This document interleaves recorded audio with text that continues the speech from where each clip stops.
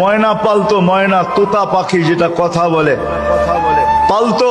একদিন সকালে বাহির হইতেছে, ময়না বড় দামি হয়, অনেক দামি পাখি।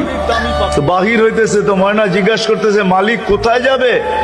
শিকার খেলতে যাব, শিকার জঙ্গলে। আমার ভাইদের সাথে দেখা হলে আমার একটা সালাম দিও।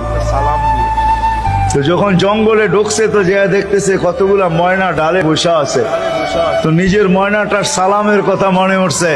তো ডাক দিয়া কইতেছে, শোনো, তোমাদের মতো একটা ময়না আমার বাড়িতেও আছে, সে তোমাদেরকে সালাম দিছে। এই কথা বলতে দেরি এই ময়নাগুলা ডালের থেকে পড়া মরতে দেরি হয় না। তার মন খারাপ হয়ে গেছে যে ওর সালামে এমন কি বিষ মিশানো ছিল যে এত দামি দামি 12-13টা ময়না মরে গেল। তো শিকার না খেলেই বাড়িতে চলে আসছে। তো ময়না জিজ্ঞাসা করছে, মালিক এত তাড়াতাড়ি ফিরলে, হাতে তো কোনো শিকার দেখি না। তুই কথাই বলিস না। বলে কেন? তোর সালামে এমন কি বিষ ছিল যে তোর সাথীদেরকে সালাম দিতে দেরি, একটু মরতে দেরি হয় নাই? এই কথা বলতে দেরি, নিজেরটাও মরতে দেরি হয় না, ওইটার সাথে সাথে মরে গেছে। তো খাঁচার দরজা খুইলা সামনে নিয়ে অনেকক্ষণ কাঁদছে, না লড়েও না চড়েও না, চক্ষুও খোলে না।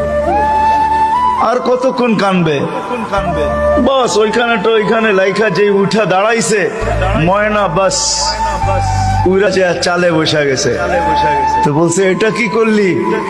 আমার বন্ধুরা আমাকে খবর দিছে, দেখ আমাদের মতো যদি বাগানে বাগানে ঘুরতে চাস তো মরার আগে একবার মরার ভান করে দেখ, তুইও আমাদের সাথে উঠতে পারবি, জঙ্গলে জঙ্গলে ঘুরতে পারবি।